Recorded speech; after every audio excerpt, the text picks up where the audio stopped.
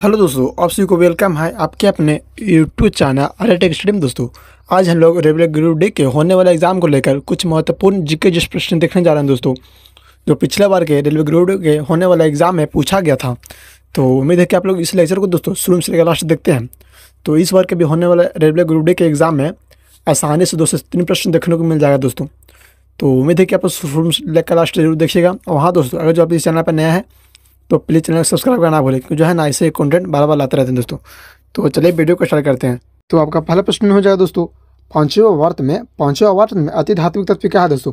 तो पांचवें वर्त में जो है ना सबसे अधिक धात्विक तत्व है रुबिडियम। रुबिडियम जो है दोस्तों पांचवें वर्त में सबसे धात्विक तत्व है। आपका अगला प्रश्न हो जाएगा PbCuCl2 Pb plus UCl2 co dot PbCl2 plus Cu दी गई समीकरण में डॉट अभिक्रिया का उदाहरण दोस्तों। तो जो है ना विस्थापन अभिक्रिया का उदाहरण, क्योंकि देखिए यहाँ पर CuCl2 जो है ना लेड के साथ मिल गया और लेड जो है ना Cl2 के साथ मिल गया है दोस्तों। तो ये जो है ना विस्थापन अभिक्रिया का प्रमुख उदाहरण है। अब अगला प्रश्न हो जाएगा मेंडलीव आवधिक सारणी में खोजे न गए तत्वों के लिए अंतराल छोड़ा गया था। निम्न में से कौन से तत्व को बाद में आवर्त सारणी में एक स्थान दिया गया। तो यूरेनियम जो है दोस्तों, यूरेनियम को जब आवर्त सारणी को खोज किया गया था तो यूरेनियम का स्थान नहीं दिया गया था, तो बाद में जो है ना यूरेनियम का स्थान दिया गया दोस्तों। अगला प्रश्न हो जाएगा सहसंयोजित बॉन्डेड अणुओं में निम्न गलनांक और क्वथनांक बिंदु होते हैं, उसे क्या कहते हैं दोस्तों। तो उसे कहते हैं इंटरमोलिकुलर बल कमजोर होता है। इंटरमोलिकुलर फोर्स जो है ना वहाँ पर वीक होता है दोस्तों। अब अगला प्रश्न हो जाएगा जब किसी पिंड को विषुवत रेखा से ऊपर और दक्षिण ध्रुवों पर ले जाया जाता है तो उसका भार क्या होता है। तो उसका भार जो है दोस्तों बढ़ जाता है। जब किसी पिंड को विषुवत रेखा से उत्तर से दक्षिण की ओर ले जाया जाता है तो उसका जो है ना भार बढ़ जाता है दोस्तों। अगला प्रश्न हो जाएगा सापेक्ष घनत्व डॉट के बराबर होता है। तो सापेक्ष घनत्व जो है दोस्तों पदार्थ का घनत्व पर पानी का घनत्व का बराबर होता है दोस्तों। पदार्थ का घनत्व बटा पानी का घनत्व का बराबर होता है सापेक्ष घनत्व। अगला प्रश्न हो जाएगा सोडियम सल्फेट का रासायनिक सूत्र क्या है दोस्तों। तो सोडियम सल्फेट का रासायनिक सूत्र है Na2SO4। SO4 जो है ना सोडियम सल्फेट का रासायनिक सूत्र है दोस्तों। अगला प्रश्न हो जाएगा ब्रायोफाइट्स की निचली बाह्य त्वचा एपिडीडर्मल कोशिकाओं से बढ़ने वाला उभार को डॉट कहा जाता है दोस्तों। तो उसे कहते हैं राइजॉइड्स कहते हैं दोस्तों। ब्रायोफाइट्स से निचली बाह्यतम कोशिका से बढ़ने वाला भार को राइजॉइड्स कहते हैं दोस्तों। अगला प्रश्न हो जाएगा 1 न्यूटन बराबर होता है दोस्तों। तो 1 न्यूटन बराबर होती है 1 kg मीटर पर सेकंड स्क्वायर होती है दोस्तों। kg मीटर पर सेकंड स्क्वायर होती है दोस्तों 1 न्यूटन बराबर। अगला प्रश्न हो जाएगा इनमें से कौन सा खनिज सबसे नरम है दोस्तों। इनमें से कौन सा खनिज सबसे नरम दोस्तों। तो नरम जो है ना टल्फ एक ऐसा खनिज है दोस्तों जो सभी से नरम पाया जाता है दोस्तों।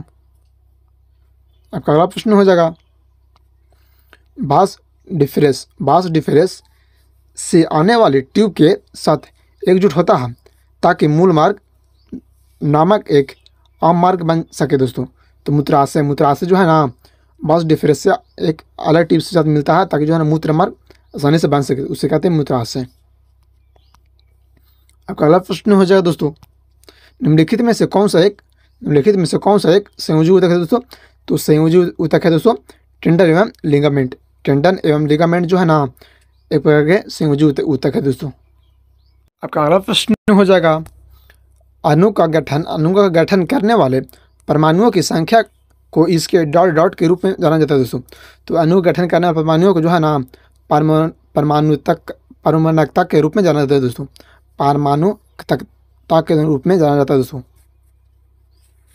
अगला प्रश्न हो जाएगा आधुनिक आवर्त सारणी के समूह का नाम बताएं जिनमें सभी तत्व गैस होते हैं दोस्तों। तो समूह 18 में जो है ना समूह 18 में सभी एलिमेंट जो है ना सभी एलिमेंट वो गैस होते हैं दोस्तों। अगला प्रश्न हो जाएगा निम्नलिखित में से किसके संयोजन से सोल्डर बनता है दोस्तों। तो सोल्डर जो है ना निर्माण होता है दोस्तों लेड एवं टिन के मिश्रण से सोल्डर बनता है। सोल्डर जो है ना लेड एवं टिन के मिश्रण से बनता है दोस्तों। अब अगला प्रश्न हो जाएगा, इनमें से कौन सी धातुओं का उपयोग विद्युत तार बनाने के लिए किया जाता है दोस्तों? तो तांबा का प्रयोग जो है ना विद्युत तार के बनाने के रूप में किया जाता है दोस्तों, क्योंकि इसमें जो है ना प्रतिरोधक बहुत कम मात्रा में रहता है दोस्तों, तथा इसमें जो है ना हीट बहुत कम उत्पन्न होती है दोस्तों।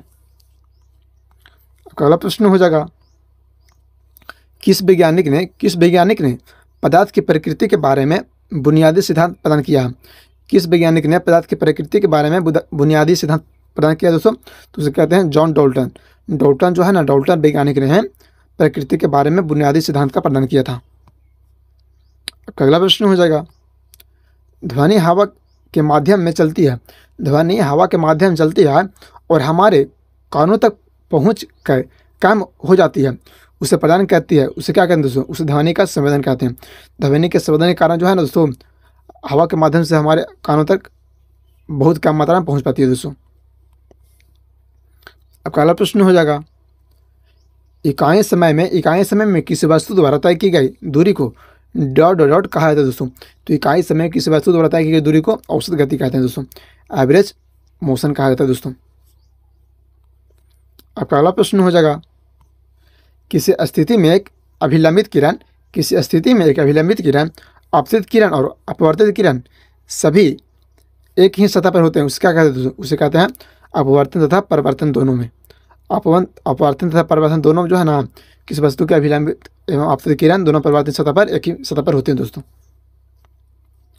अब अगला प्रश्न हो जाएगा, निम्न में से कौन सा पादन हार्मोन वृद्धि को रोकता है?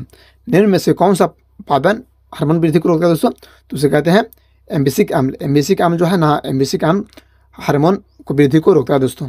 प्रश्न हो जाएगा दोस्तों, एक इलेक्ट्रॉन में ऋणात्मक आवेश होते हैं दोस्तों। तो एक इलेक्ट्रॉन में जो है ना 1.6 × 10⁻⁻19 कूलम होते हैं दोस्तों एक इलेक्ट्रॉन में।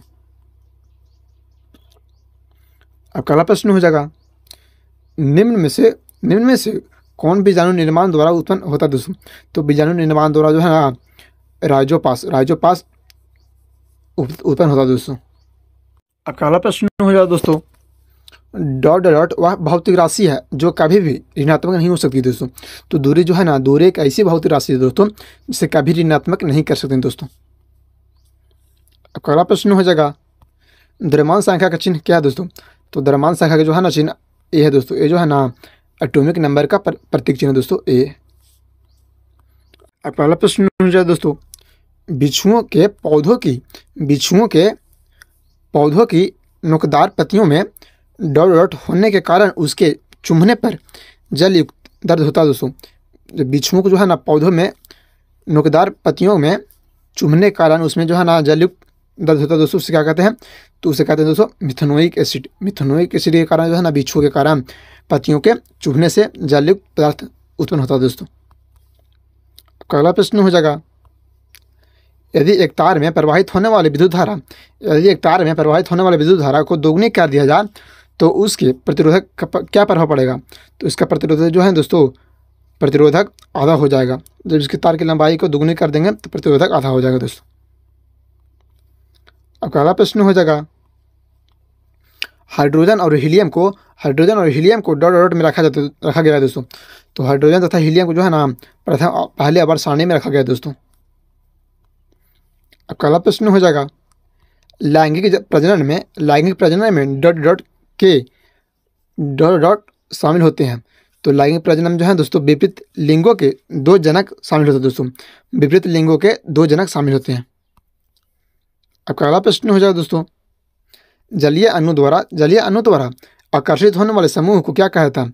तो जलीय अणु द्वारा आकर्षित होने वाले समूह को कहते हैं दोस्तों हाइड्रोफिलिक कहते हैं जलीय अणु द्वारा आकर्षित होने वाले समूह को। अब अगला प्रश्न हो जाएगा, निम्नलिखित में से कौन सा कथन सत्य है? सत्य है दोस्तों?